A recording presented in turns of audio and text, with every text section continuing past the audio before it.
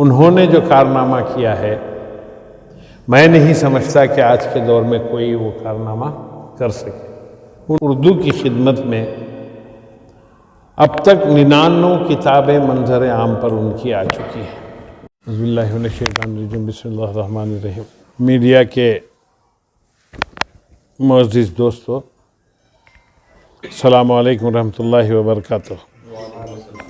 आप लोगों को यहाँ मदऊ करके मुझे नहायत मसरत हुई है, क्योंकि आप हजरात जो उर्दू की खिदमत कर रहे हैं,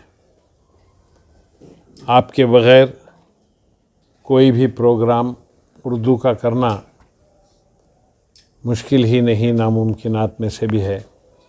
इसलिए मैं आप तमाम का समीम क़ल्ब से शुक्रिया अदा करता हूँ। आज मैं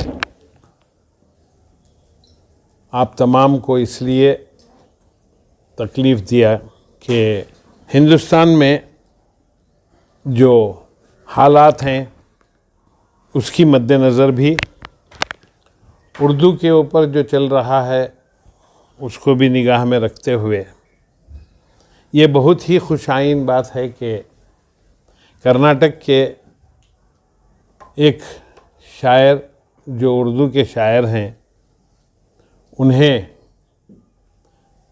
साहित्य पुरस्कार से हुकूमत हिंद ने नवाजा। ये एक बहुत ही बड़ी बात है। मैं समझता हूँ आज के दौर में उर्दू के किसी शायर को साहित्य अवार्ड मिलना मुश्किल बात ही नहीं, नामुमकिनात में से है। ये बहुत ही मुश्किलों के बाद, काविशों के बाद, कोशिशों के बाद एक इंसान को जिसका नाम है अमजद हुसैन हाफिज़ कर्नाटकी साहब, जो शिकारीपुर से ताल्लुक़ रखते हैं, जिनका मदरसा भी है, स्कूल भी है, जो चिल्ड्रन एकेडमी के चेयरमैन भी हैं, साबिक़ कर्नाटका उर्दू एकेडमी के चेयरमैन भी रह चुके हैं। उन्होंने जो कारनामा किया है, मैं नहीं समझता कि आज के दौर में कोई वो कारनामा कर सके, क्योंकि उन्होंने उनकी मसरूफ़ियात के बावजूद उर्दू की खिदमत में अब तक 99 किताबें मंजर आम पर उनकी आ चुकी हैं। अलग अलग सिंस में अलग अलग नज़में भी, सियासी नज़में भी, हिंदुस्तान पर कई नज़में, एक किताब ही उस पर, उसके साथ साथ गज़लियात की किताबें, नातों की कई मौजमे, और ज़्यादातर बच्चों पर उन्होंने अपने कलम को इस्तेमाल किया है। तकरीबन 30-40 किताबें तो उन्होंने सिर्फ बच्चों के लिए लिखी। चंद बच्चों को तो उन्होंने शायर भी बना दिया है। नौजवान नस्ल में तकरीबन 8-10 बच्चियां और बच्चे शायर भी बन गए हैं। जो बच्चों पर किताबें लिखी हैं उस पर उनको जो साहित्य अवार्ड मिला है, मैंने चाहा कि उनके एज़ाज़ में एक बेंगलुरु में प्रोग्राम करें, और इंशाअल्लाह 2 दिसंबर को बाद नमाज मगरिब जमज़म शादी महल में अमीर शरीयत की सदारत में ये प्रोग्राम होने वाला है। अब बात इसके लिए कॉन्फ्रेंस करने की या आपको बुलाने की समझ में नहीं आ रही होगी आपको। आप सोच रहे होंगे इसके लिए क्या ज़रूरत थी हमको बुलाने की। ये चूँकि प्रोग्राम उर्दू का है और उर्दू में उस मंजिल तक पहुँचना अरे गैरे की या नथु खैरे की या दूसरे ऐसे ही मामूली लोगों की बात नहीं है।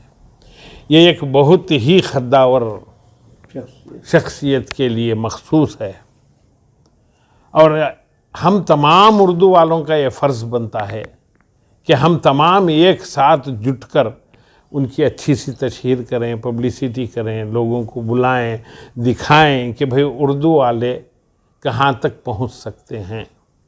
और ये काम आप लोगों के सिवा उतना आसान नहीं है। मीडिया ही है जो किसी को उठा सकता है, किसी को गिरा सकता है। इसके लिए मैंने चाहा कि सबसे पहले आपके खिदमात से काम शुरू करूं। मैंने इसलिए आपको यहाँ पर बुलाया और चाहता हूँ कि आप अपने मशवरों से मुझे नवाजें कि हम लोग क्या करें। उस दिन मैं चाहता हूँ कि कम से कम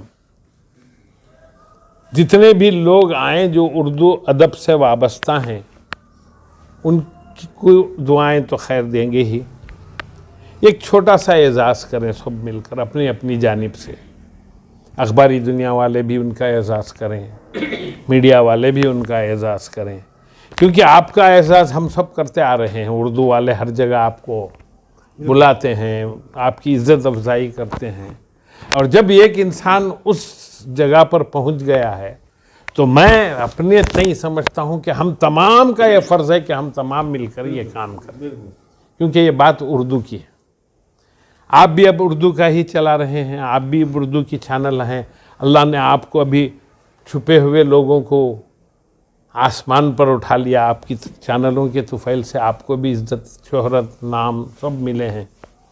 इसलिए मेरी ख्वाहिश है कि हम तमाम मिलकर इस प्रोग्राम को अच्छे से अच्छा और कामयाब प्रोग्राम बनाएं, ताकि पता चल जाए हिंदुस्तान ही नहीं आलम उर्दू जहाँ तक उर्दू है, इस बात का पता चले कि वाकई कर्नाटक भी एक ऐसी सरज़मीन है जहाँ से एक उर्दू का ऐसा भी शायर पैदा हुआ था जिसने बच्चों के अदब पर 50 किताबें ही नहीं लिखी, 40 किताबें ही नहीं लिखी, बल्कि उसे हुकूमत हिंद ने साहित्य अवार्ड से नवाजा, बाल साहित्य पुरस्कार जो है उससे नवाजा है।